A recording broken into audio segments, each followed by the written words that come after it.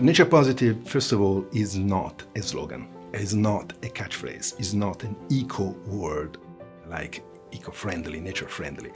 Nature positive is a measurable global goal, is the new global goal for nature. By the way, agreed by 190 plus governments under the UN Convention on Biological Diversity.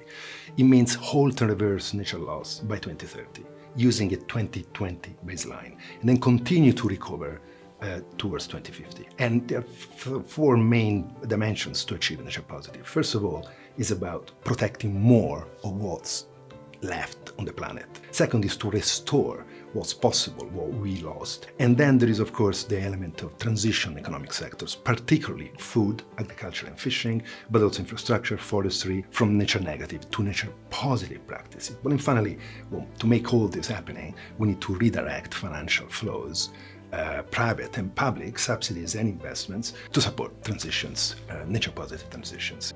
The Nature Positive Initiative is a coalition of coalitions, global nature conservation organizations, standard setting organizations, all the sustainability business platforms, indigenous knowledge, research institutes coming together to align on the definition of nature positive, on the implementation of nature positive, providing aligned guidance. Nature positive is intended to disrupt in a positive way and drive transitions in key economic sectors that today are nature negative, they are the drivers of nature loss, but they could become agent of recovery, restoration, regeneration.